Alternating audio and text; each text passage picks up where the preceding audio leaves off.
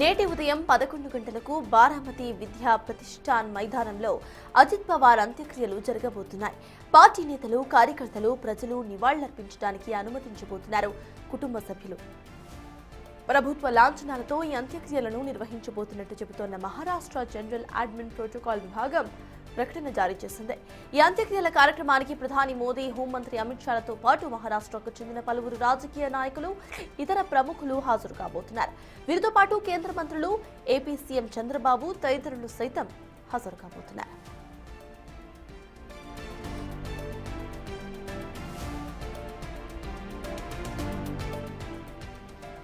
అయితే అజిత్ పవార్ విమాన ప్రమాదంలో కుట్రకోణం ఉండొచ్చని అంటున్నారు బెంగాల్ సీఎం మమతా బెనర్జీ. తనకు కూడా అనుమానాలు ఉన్నాయని అంటున్నారు రాజా సింగ్. అయితే ఈ సమయంలో ఎలాంటి రాజకీయాలకు తావివ్వద్దని అంటున్న శరద్ పవార్ అని అంటున్నారు. ఇప్పటికే ఇది వెలుతురు సరిగ్గా లేని కారణంగా జరిగిన ప్రమాదంగా తేల్చి చెప్పింది పౌర విమానయాన శాఖ. ఆపై ఈ ప్రమాదంపై దర్యాప్తు మొదలుపెట్టింది air craft accident investigation bureau AAIB.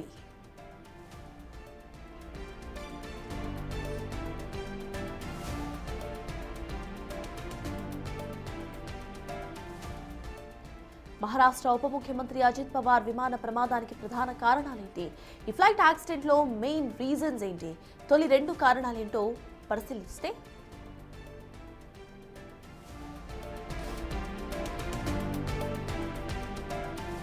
కేంద్ర విమానయాన శాఖ మంత్రి రామ్మోహన్ నాయుడు డీజీసీఏ వెల్లడించిన ప్రాథమిక డీటెయిల్స్ ప్రకారం తక్కువ విజిబిలిటీ ప్రమాదానికి ప్రధాన కారణంగా కనిపిస్తోంది. ఇక విమానం ల్యాండ్ అయ్యే సమయంలో బారామతి ఎయిర్పోర్ట్లో దట్టమైన పొగబంచు ఉండటం వల్ల పైలట్లకు రన్వే స్పష్టంగా కనిపించలేదు. గో అరౌండ్ లో భాగంగా రెండో ప్రయత్నం మొదటిసారి జరిగింది.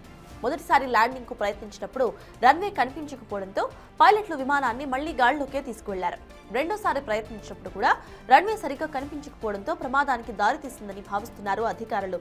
ఇక బారామతి ఎయిర్పోర్ట్ పూర్తి స్థాయిలో కంట్రోల్ ఎయిర్ ఫీల్డ్ అయితే కాదు. అక్కడ తక్కువ విజిబిలిటీ ఉన్నప్పుడు విమానాలు దిగడానికి అవసరమైన అధునాతన ఇన్స్ట్రుమెంట్ ల్యాండింగ్ సిస్టమ్ అక్కడ లేకపోవడం కూడా ఒక ప్రతికూల అంశంగానే మారింది. విజిబిలిటీ ప్రధాన కారణమైనప్పటికీ దర్యాప్తు సంస్థలు మరికొన్ని కోణాలను కూడా విచారణ జరుపుతున్నారు. విమానం ల్యాండింగ్ క్లియరెన్స్ తీసుకున్న తర్వాత పైలట్ల నుంచి ఎటువంటి సమాధానము రాలేదు. ఆ తర్వాతి నిమిషంలోనే విమానం కుప్పకూలిపోయింది. దీంతో చివరి క్షణాల్లో ఏదైనా సాంకేతిక లోపం లేదా సిగ్నల్ కట్ ఇష్యూస్ ఏమైనా జరిగాయా అనే కోణంలో సైతం విచారణను కొనసాగిస్తున్నారు. సాధారణంగా ఏదైనా అత్యవసర పరిస్థితి ఉంటే పైలట్లు మేడేను కాల్ చేస్తారు. కానీ ఈ ప్రమాద సమయంలో అలాంటి సందేశం ఏదీ కూడా అందలేదని అంటున్నారు ఏటీసీ అధికారులు. Air craft accident investigation bureau ఘటనా స్థలం నుంచి ఫ్లైట్ డేటా రికార్డును సేకరించింది. దీని ద్వారా విమాన ఇంజిన్ పనితీరు, పైలట్ల మధ్య జరిగిన సంభాషణలను విశ్లేషించి ఖచ్చితమైన కారణాన్ని తెలుసుకోబోతోంది. మొత్తానికి ప్రాథమికంగా అందుబాటులో ఉన్న సమాచారాన్ని అనుసరించి చెబితే తక్కువ విజిబిలిటీయే ఈ ప్రమాదానికి కారణంగా మనకు అర్థమవుతోంది. పూర్తిస్థాయి నివేదిక వచ్చిన తరువాత మరిన్ని స్పష్టమైన డీటెయిల్స్ వెలువడబోతున్నాయి.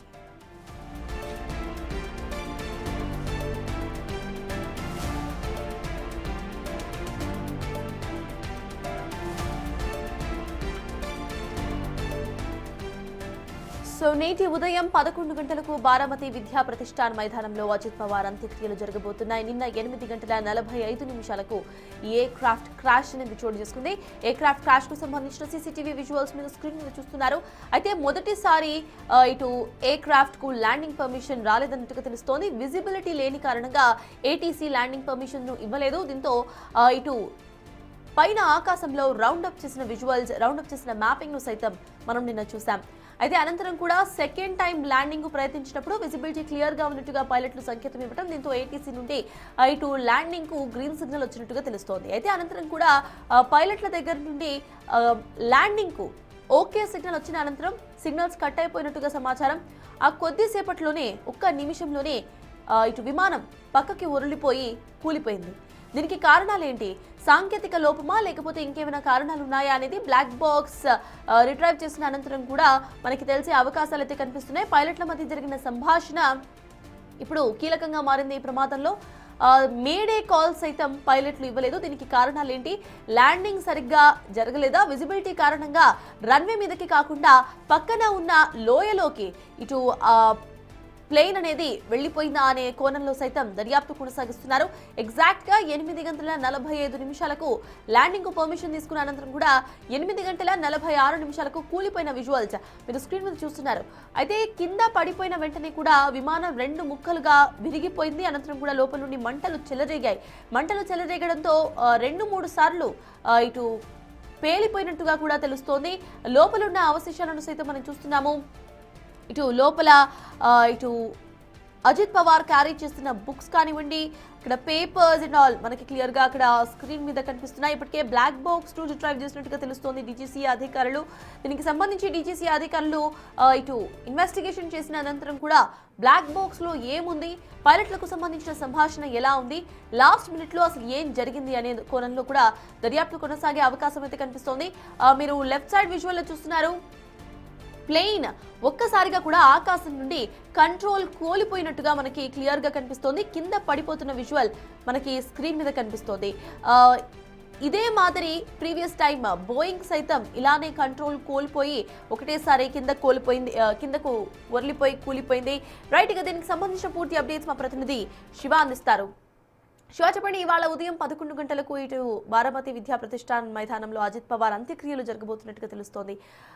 అధికారుల అంచనాలతో అసలు అక్కడ అప్డేట్స్ ఏంటి, అక్కడ ఏర్పాట్లు ఎట్లా జరిగాయి, గవర్నమెంట్ నుండి ఎవరెవరు హాజరు కాబోతున్నారు శివ? రైట్ సిద్ధార్థ్, ఈరోజు నిన్న విమాన ప్రమాదంలో మృతి చెందిన మహారాష్ట్ర డిప్యూటీ సీఎం అజిత్ పవార్ అంత్యక్రియలు జరగబోతున్నాయి. ఉదయం 11 గంటలకు విద్యా ప్రతిష్టాన్ మైదానంలో ఈ అంత్యక్రియలు జరగనున్నాయి. అయితే ఇటు ప్రజలు అలాగే ఆయన అభిమానులు కానీ పార్టీ కార్యకర్తలకు సంబంధించి సందర్శనార్థం ఈ భౌతిక కాయాన్ని అక్కడ ఏర్పాటు చేశారు. మరోవైపు ఈ అంత్యక్రియలో శరద్ పవార్ సంబంధించిన కుటుంబ సభ్యులు కానీ శరద్ పవార్, మరోవైపు భారత ప్రధాని నరేంద్ర మోడీ, కేంద్ర మంత్రి అమిత్ షా, రాజ్నాథ్ సింగ్, ఇతర కేంద్ర మంత్రులందరూ కూడా పాల్గొనబోతున్నారు. మరోవైపు మహారాష్ట్ర రాజకీయ ప్రముఖులు, సినీ ప్రముఖులందరూ కూడా ఈ అంత్యక్రియల కార్యక్రమంలో పాల్గొనున్నారు. మరోవైపు ఈ అజిత్ పవార్ మృతి పట్ల కొన్ని అనుమానాలు వ్యక్తం చేస్తున్నారు. దీంట్లో కుట్రకోణం దాగి ఉందని కూడా కొంతమంది కొన్ని ఆరోపణలు కూడా చేస్తున్నారు. ఇటు పశ్చిమ బెంగాల్లో సీఎం మమతా బెనర్జీ ఈ అజిత్ పవార్ విమాన ప్రమాదం పైన కొన్ని ఆరోపణలు చేశారు. దీనిలో కుట్రకోణం దాగింది. సుప్రీంకోర్టు న్యాయమూర్తి సమక్షంలో ఇక్కడ ప్రధానంగా దర్యాప్తు కొనసాగించాలని కూడా డిమాండ్ చేశారు. దీంట్లో మాకు అనుమానాలు ఉన్నాయంటూ కూడా మమతా బెనర్జీ కొన్ని అనుమానాలు వ్యక్తపరిచారు. ఆమెకు మద్దతిస్తూ ఇటు బీజేపీ సీనియర్ నేత రాజ్నాథ్ సింగ్ కూడా నాకు కూడా అనుమానం ఉన్నట్టు కూడా ఆయన కూడా తన అభిప్రాయం వ్యక్తం చేశారు. కానీ ఇదంతా కూడా వెలుతురు కారణంగానే, వెలుతురు సరిగ్గా లేకపోవడం వల్ల ప్రమాదం జరిగింది అనేది ఇటు కేంద్ర పౌర విమానయాన శాఖ మంత్రి రామ్మోహన్ నాయుడు తెలియజేశారు. దానికి తోడు ఇటు శరద్ పవార్ కూడా ఒక ట్వీట్ చేశారు. కూడా ఇప్పుడు మేము చాలా బాధలో ఉన్నాము. ఆయన లేని లోటు పూడ్చలేనిది. కానీ ఈ సమయంలో ఎవరు కూడా రాజకీయాలు చేయదు. వాడు పశ్చిమ బెంగాల్ నుంచి కొంతమంది విమర్శలు చేసినట్లుగా నా దృష్టికి వచ్చింది. ఎవరు కూడా విమర్శలు చేయదు. ఇక్కడ ఎటువంటి కుట్రకోణం దాగిలేదు. ఇక్కడ ప్రమాదం జరిగింది. ప్రమాదం జరగడం వల్లే ఈ అజిత్ పవార్ చనిపోయారు అనేది శరద్ పవార్ అందరి విమర్శలను కూడా కొంత ఖండించారు. ఇప్పుడు అందరూ కూడా ఈ బాధలో ఉన్నారు కాబట్టి ఎవరు కూడా రాజకీయాలు చేయొద్దని చెప్తూ ఉన్నారు. మరోవైపు ఇప్పటికే ఈ ప్రమాద ఘటన పైన ఉన్నత స్థాయి దర్యాప్తుకు కేంద్ర పౌర విమానయాన శాఖ ఆదేశాలు జారీ చేసిన దానిలో భాగంగా నిన్ననే పూణే నుంచి బారామతి చేరుకుంది ఏఏఐబీ టీమ్, అంటే air craft accidental investigation bureau team నిన్ననే చేరుకుంది. కొన్ని ఆధారాలు కూడా సేకరించినట్టు తెలుస్తుంది. ఇక బ్లాక్ బాక్స్ చేసుకున్న తర్వాత దాంట్లో ఉన్న సమాచారాన్ని డీకోడ్ చేసి అసలు విషయాలు వెలుగులోకి తెచ్చే అవకాశం కనిపిస్తుంది. కానీ అప్పటి వరకు కూడా ఎవరికి తోచిన విమర్శలు కానీ, ఊహాగానాలు కానీ, ఆరోపణలు కానీ చేస్తూనే ఉన్నారు. కాబట్టి ఇప్పుడు ఎవరు కూడా ఎటువంటి రాజకీయాలు చేయొద్దు అనేది శరద్ పవార్ సూచించారు. కానీ కొన్ని అనుమానాలు ఉన్నట్టుగా అంతర్గతంగా కొంత చర్చ అయితే ఇతర పార్టీల నేతల్లో